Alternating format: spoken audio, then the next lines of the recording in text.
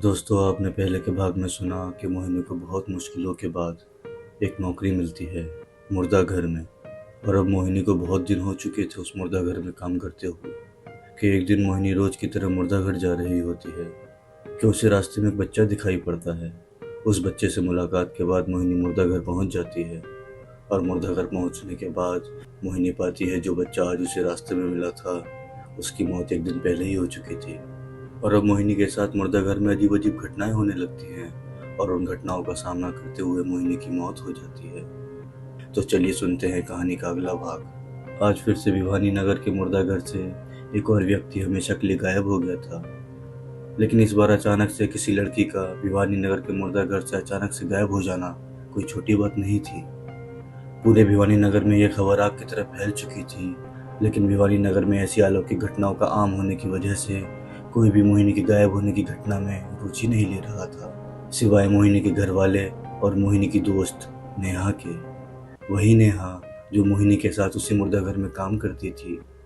मोहिनी के साथ काम करते करते मोहिनी और नेहा काफ़ी अच्छे दोस्त बन चुके थे। मोहिनी के जाने के बाद नेहा अब काफ़ी उदास रहने लगी थी। नेहा को बस एक ही चिंता खाई जा रही थी कि मोहिनी के साथ ऐसा क्या हुआ कि मोहिनी एकदम से गायब हो गई। पुलिस के और वहाँ के गार्ड के मुताबिक मोहिनी उस रात अपनी ड्यूटी ख़त्म कर अपने घर के लिए निकल चुकी थी, लेकिन वहीं मोहिनी के घर वालों का यही कहना था कि उस रात मोहिनी ड्यूटी जाने के बाद कभी नहीं लौटी। इन्हीं बातों में उलझी हुई नेहा काफ़ी दिनों से मुर्दा घर अपनी ड्यूटी पे भी नहीं जा रही थी। खुद को कमरे में बंद किए नेहा रात दिन सिर्फ मोहिनी के बारे में ही सोचती रहती।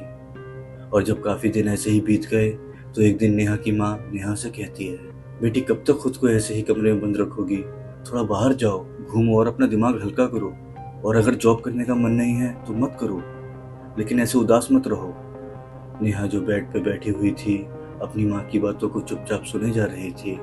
इतना कुछ कहने पे भी जब नेहा की माँ को नेहा की तरफ से कोई जवाब नहीं मिला तो नेहा की माँ नेहा के कमरे से बाहर जाने लगती है कि तभी नेहा हल्की सी आवाज़ में कहती है, माँ, मोहिनी के साथ ऐसा क्या हुआ कि उस रात के बाद मोहिनी को किसी ने नहीं देखा। नेहा की बात सुन नेहा की माँ तुरंत बोलती है, बेटी ये तो कोई नहीं जानता कि उस रात मोहिनी के साथ क्या हुआ, लेकिन क्या पता वो कहीं चली गई हो और कुछ दिनों में वापस आ जाए। लेकिन इन सब बातों की वजह से तो खुद को दोष मत दे। तू जैसे भी अपनी ज़िंदगी जी रही थी वैसे ही जी, बाहर निकल अपनी जॉब पे जा। माँ की बातों को सुनती ही नेहा अब अपने बेड से उठ माँ से कहती है, माँ मैं कल से ऑफिस जाऊँगी, मेरी स्कूटी में तेल ख़त्म हो गया है, भैया से कह के तेल भरवा देना। नेहा अब खुद को समझा चुकी थी कि शायद उसकी माँ सही कह रही थी कि क्या पता मोहिनी कुछ दिन बाद वापस आ जाए। इसी सोच के साथ नेहा अब अपनी पुरानी दिनचर्या में वापस आ चुकी थी। आज कई दिनों के बाद नेहा फिर से अपने ऑफिस जाने के लिए तैयार हो रही थी। लंबे बालों को जूड़े में बांध, आंखों में सुर्ख सुरमा लगा, मुर्दा घर जाने के लिए तैयार हो रही थी। नेहा भी मोहिनी की तरह ही एक कॉन्फिडेंट लड़की थी, तभी तो मोहिनी और नेहा उस मुर्दा घर में बिना भय के काम कर रही थी। लेकिन नेहा इस बात से भी अनजान थी कि वो किस मुर्दा घर में काम कर रही थी। वो कोई आम मुर्दा घर नहीं था। उस मुर्दा घर में कोई ऐसी आत्मा थी जो वहाँ काम करने वाले लोगों को मौत के घाट उतार देती थी। इन सब बातों से अनजान नेहा अब ऑफिस के लिए निकल चुकी थी। भिवानी नगर का वही सुनसान रास्ता जिस पे होते हुए कभी मोहिनी गई थी, उस सड़क से होती हुई नेहा अब मुर्दा घर जा रही थी। दिन में वो रास्ता किसी भी आम रास्ते की तरह नजर आता था।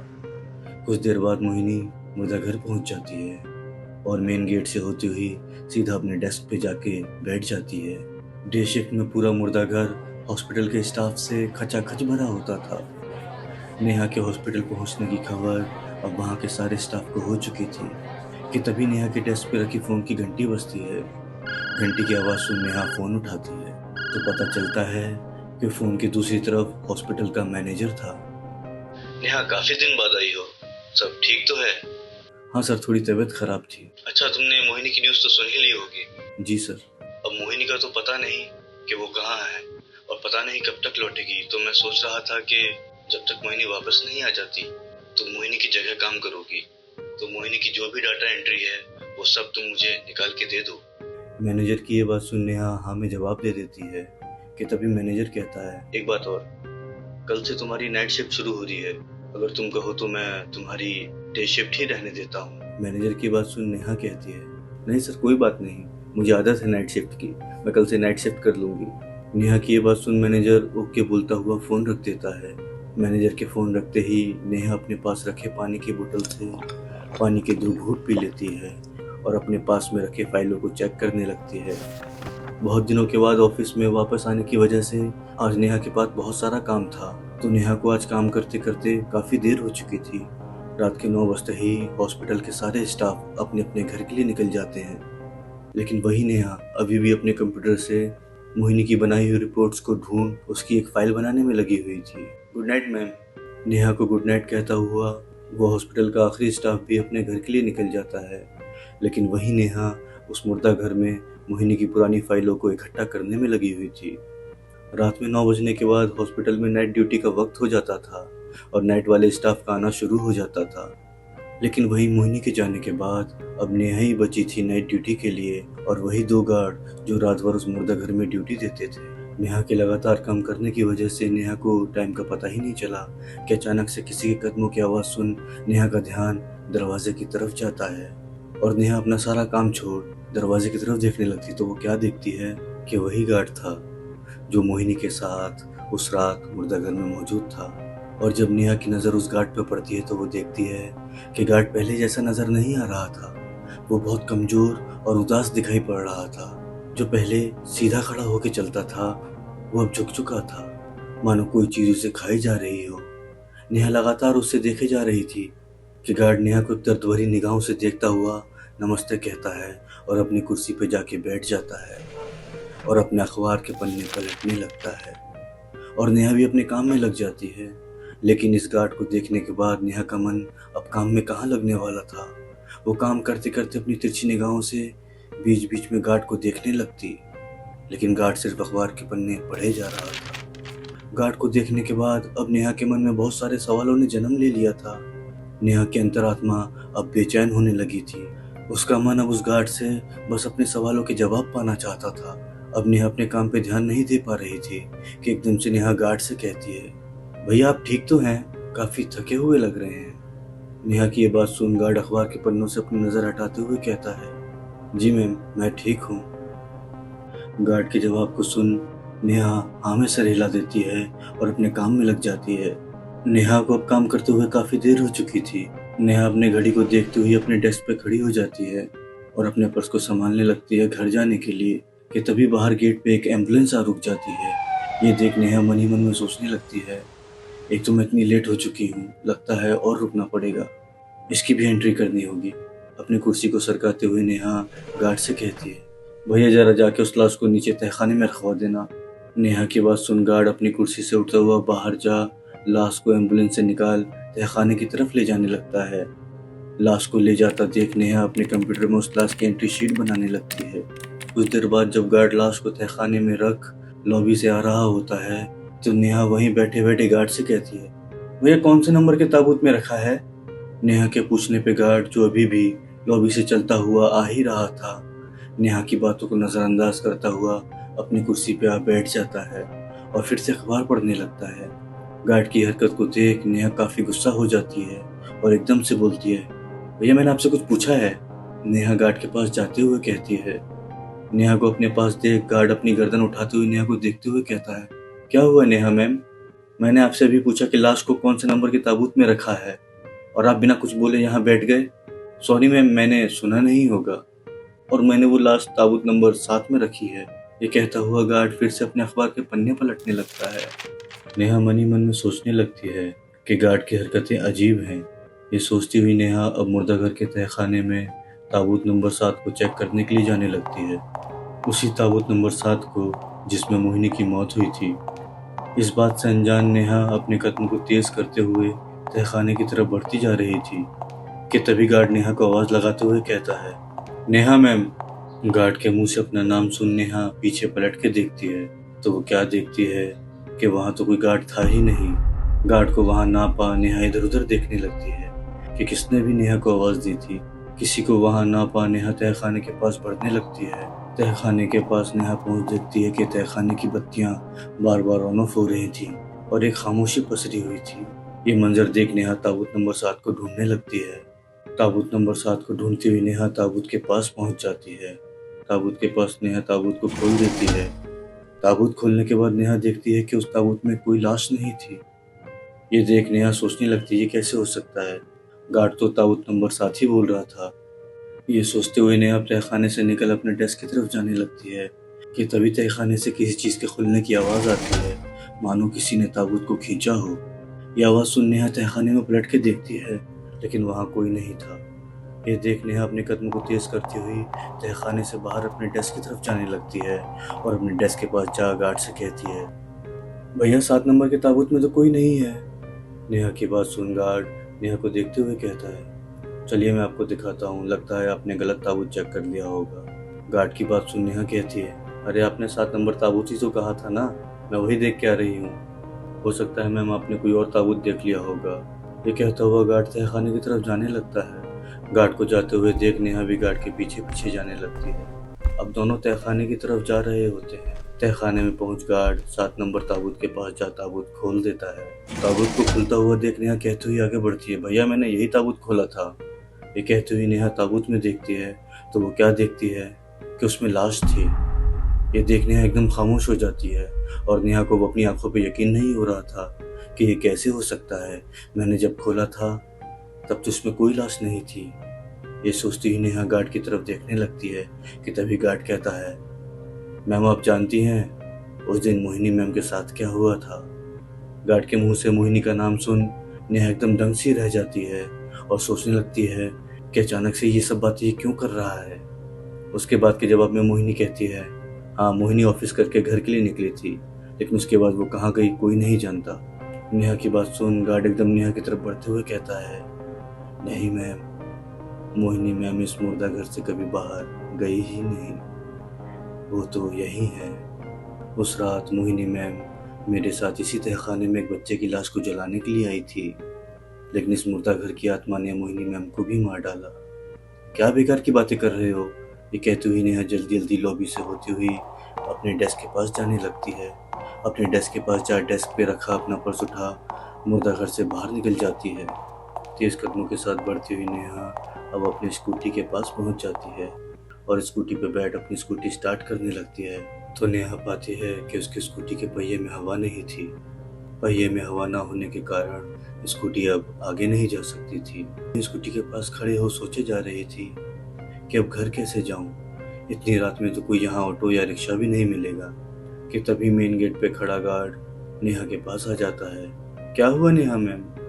भैया देखो ना, लगता है स्कूटी पंचर हो गई है और मुझे लेट भी बहुत हो गया है। यहाँ आसपास कोई पंचर वाला होगा तो इसे सही करा लाओ। मोहिनी की बात सुन गार्ड कहता है, मैम मैं देखता हूँ अगर यहाँ कोई गैरेज हो तो। ये कहता हुआ गार्ड मोहिनी की स्कूटी को धक्का मारता हुआ ले जाने लगता है और कहता है, मैम जब तक आप अंदर बैठ जाइए, मैं कुछ ही देर में आता हूँ। गार्ड की बात सुन नेहा उस मुर्दा घर को पलट के देखने लगती है, मानो नेहा को अंदेशा हो चुका था कि इस मुर्दा घर में कुछ तो गलत है, इसलिए तो वो उस मुर्दा घर में जाना नहीं चाहती थी। लेकिन रात होने की वजह से नेहा अपने डेस्क पे दोबारा जा बैठ जाती है तो वो क्या देखती है कि वो गार्ड अपनी कुर्सी पे बैठा फिर से अखबार पढ़े जा रहा था और ना वो नेहा को देख रहा था और ना ही कुछ बोल रहा था। ये देख डरती हुई नेहा अपनी कुर्सी को सरका बैठ जाती है। छुपी हुई निगाहों से नेहा गार्ड को देखने लगती है, लेकिन जब गार्ड नेहा को नहीं देख रहा था तो नेहा के अंदर का डर कम होने लगा था और नेहा बस अपनी कुर्सी पे बैठे बैठे उस गार्ड का इंतजार कर रही थी जो अभी अभी नेहा की स्कूटी सही कराने ले गया था। अब इंतजार करते हुए नेहा को करीब आधा घंटा बीत चुका था, लेकिन अभी भी उस गार्ड का कुछ पता नहीं था कि वो कब तक आएगा। कि इतने में मोहिनी के सामने बैठा गार्ड कहता है, नेहा मैम आपको मेरी बातें झूठ लग रही हैं ना, लेकिन उस रात क्या हुआ था ये सिर्फ मैं जानता हूँ। गार्ड की बात सुन नेहा गार्ड को कोई जवाब ना देते हुए बस दूसरे गार्ड का इंतजार किए जा रही थी और कुछ देर की खामोशी के बाद खुद ब खुद नेहा गार्ड से कहती है, अच्छा उस आत्मा ने मोहिनी को मार दिया और तुमको छोड़ दिया है ना, और जब पुलिस ने तुमसे ये बातें पूछी तब क्यों नहीं बोली तुमने ये सारी बातें। नेहा की बात सुन गार्ड अखबार को रखते हुए कहता है, नेहा मैम अगर मैं ये बातें पुलिस को बता देता तो वो मुझ पे ही शक करते, इसलिए मैंने उनसे कहा कि मोहिनी मैम अपना काम ख़त्म करके घर चली गई थी। नेहा गार्ड की बातों का जवाब देते हुए कहती है, तो अच्छा बताओ कौन सी आत्मा है इस मुर्दा घर में? नेहा मैम, इस मुर्दा घर का इतिहास बहुत पुराना है। कहा जाता है कि मुर्दा घर शापित है। कुछ सालों पहले 5 अगस्त 2012 को 2 आदमियों की लाशें इस मुर्दा घर में लाई गई थीं और उन दोनों लाशों के साथ कुछ आदमी भी आए थे, ये कहते हुए कि उन 2 आदमियों की मौत कार एक्सीडेंट से हो गई है, तो इनकी लाशों को आग वाली मशीन में रख जला दिया जाए।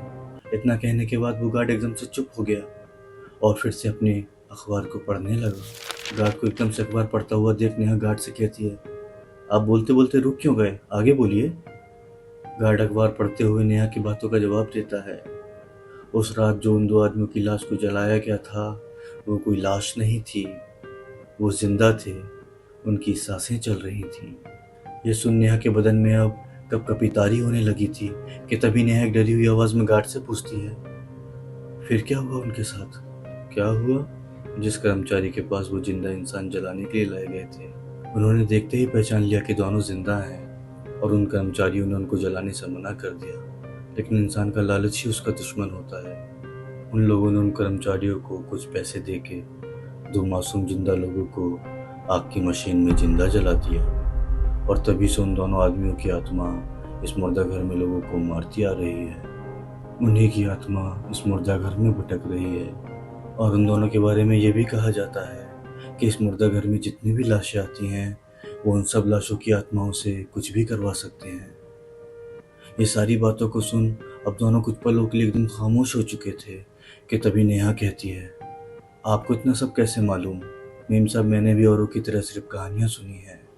भैया, मैंने आपसे कभी आपका नाम नहीं पूछा और ना उन भैया का जो मेरी स्कूटी सही कराने के लिए ले गए हैं। आप दोनों का नाम क्या है? मोहिनी की इस बात को सुन गार्ड जवाब देता है, जीतू सिंह नाम है मेरा और दूसरे गार्ड का नाम बंटी कुमार है। मेम साहब, मैं थोड़ा बाहर होके आता हूँ, ये कहता हुआ गार्ड बाहर चला जाता है। लेकिन वही नेहा जीतू की बताई हुई बातों पे यकीन नहीं आ रहा था कि तभी उसके दिमाग में ख्याल आता है कि क्यों ना वो इन दोनों आदमियों के बारे में कंप्यूटर में चेक करे कि कोई लाश 5 अगस्त 2012 में आई भी थी कि बस ये किससे कहानी बना रहा है। नेहा तुरंत कंप्यूटर में पुरानी लाशों की एंट्री ढूंढने लगती है और कुछ देर ढूंढने के बाद वो 5 अगस्त 2012 की शीट खोलती है तो वो क्या देखती है, जो 2 लोग उस रात जिंदा जलाए गए थे उनके नाम जीतू सिंह और बंटी कुमार था।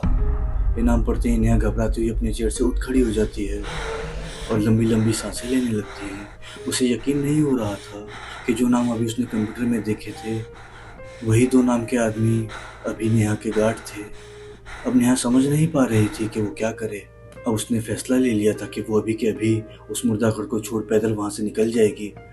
हड़बड़ी में डेस्क पे रखे अपने पर्स को उठाते हुए नेहा दरवाजे की तरफ जाने लगती है तो वो क्या देखती है कि वही दोनों गार्ड नेहा को देख मुस्कुरा रहे थे। लेकिन वो गार्ड अब पहले जैसे नहीं दिख रहे थे। उनका पूरा शरीर जला हुआ था, जैसे कोई इंसान आग की चपेट में आ जाने के बाद दिखाई पड़ता है, वैसे ही वो अब दोनों दिखाई पड़ रहे थे। ये भयानक मंजर देख नेहा जोर से चिल्लाती हुई मुर्दा घर में अंदर की तरफ भागने लगती है और वो भागते भागते वहां पहुंच जाती है जहां शायद उसे नहीं जाना चाहिए था।